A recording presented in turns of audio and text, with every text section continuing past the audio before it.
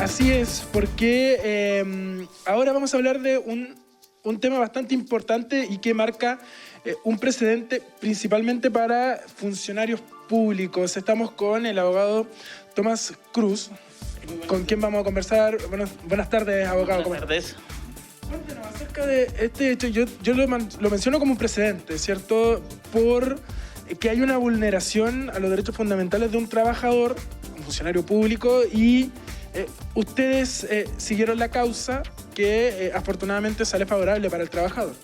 Efectivamente, bueno, muchas gracias por poder recibirnos. Efectivamente, esto marcaría un precedente. ¿Por qué? Porque anteriormente los funcionarios públicos no tenían la opción de poder recurrir ante los tribunales del trabajo.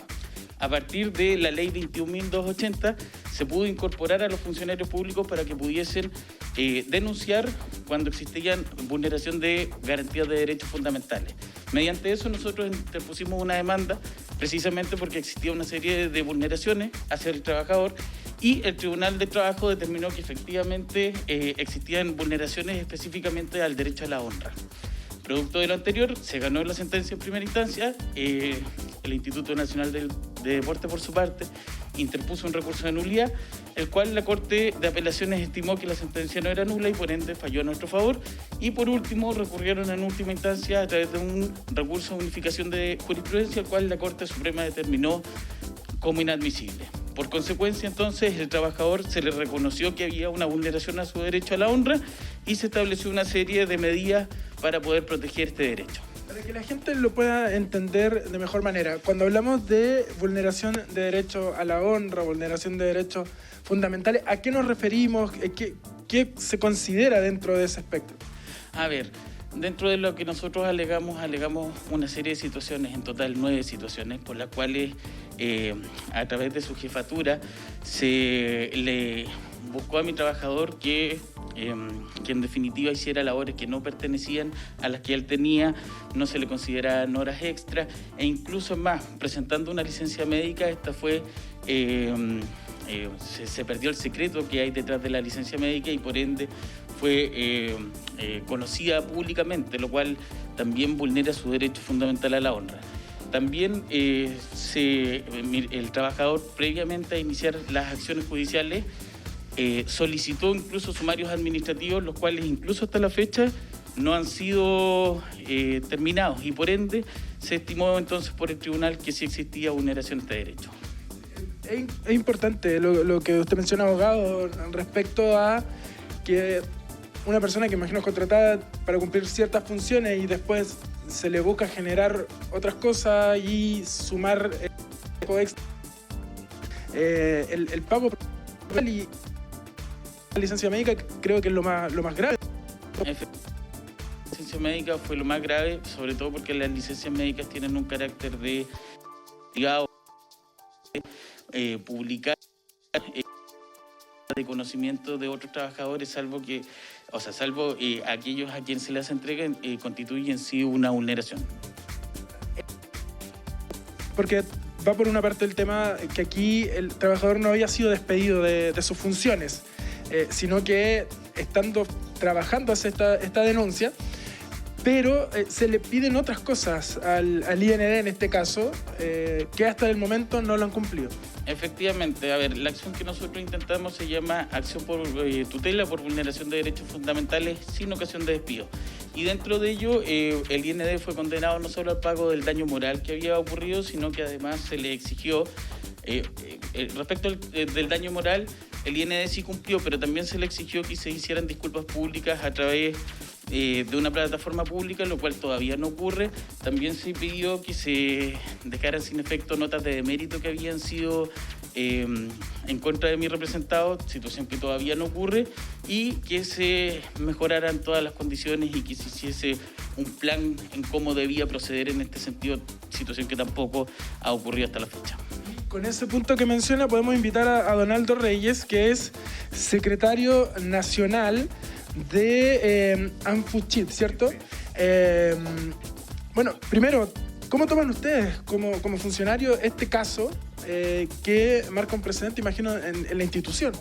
Mira, nosotros como ANFUCHIT tomamos este caso con un precedente importante, Porque ya un tribunal laboral establece dos cosas que para nosotros son relevantes y desde un principio se han planteado por nosotros una vez que se creó esta figura del Ministerio del Deporte y del Instituto Nacional de Deporte dependiendo del Ministerio. Y una de las cosas que quisimos dejar en claro es que la dependencia de los funcionarios es hacia el Instituto Nacional de Deportes y esta nueva institución que se creó, que fue el Ministerio, tenía sus propios funcionarios y tanto los ministros como los subsecretarios y los seremis de deporte no deben tener ninguna vinculación de carácter jerárquica con los funcionarios del IND, ¿ya?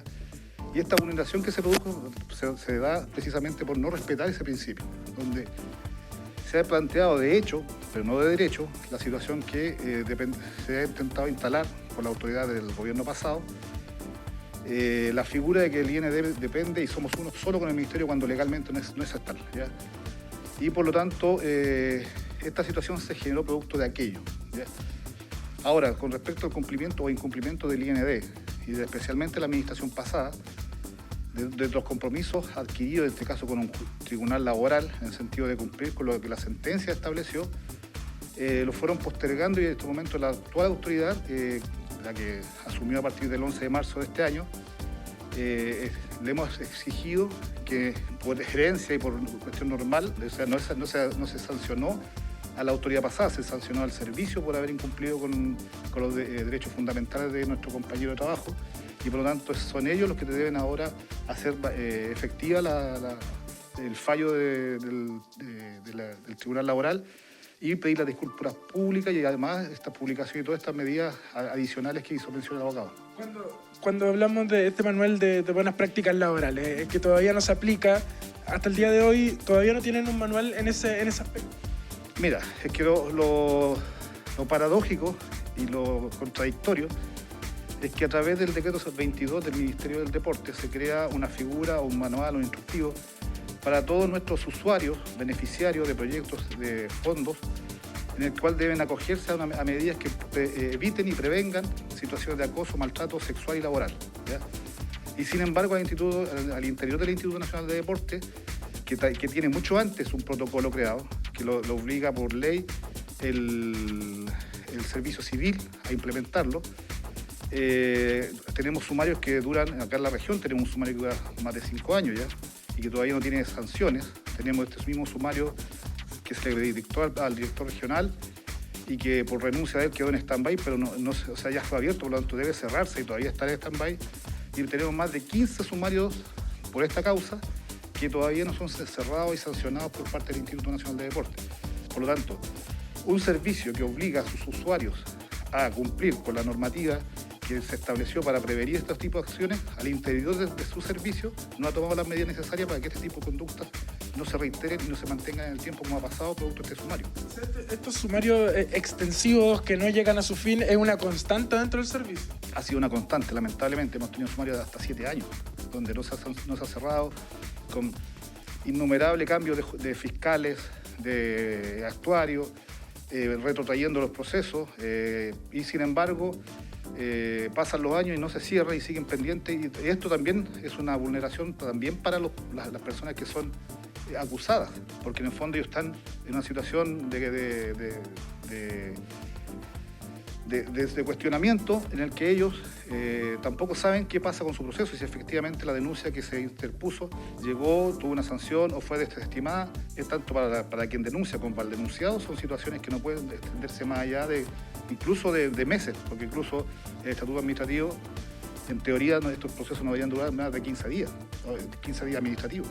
Sin embargo, se extienden por años, meses y la verdad que eso va generando una situación de vulneración adicional a los derechos que se vulneraron producto de la denuncia que se hizo. Perfecto, muchísimas gracias, Miguel Ángel.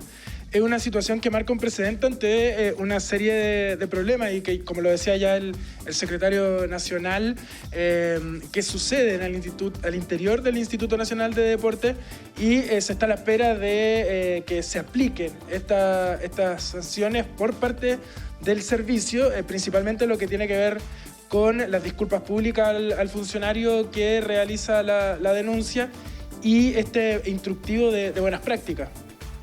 Sí, la verdad es que llama la atención. Generalmente, Carlos, los servicios que dependen de ministerios, en referencia al Instituto del Deporte, tiene poca vinculación con la seremía del deporte, en donde a lo mejor por ahí podría estar la salida en una instancia de apelación y no terminar en estos interminables, como bien lo decía el dirigente ahí, sumarios, que lo único que hacen es afectar al trabajador, porque claramente con un sumario pendiente usted queda bastante inhabilitado, por decirlo menos, de poder tener otro trabajo y particularmente en el ámbito público.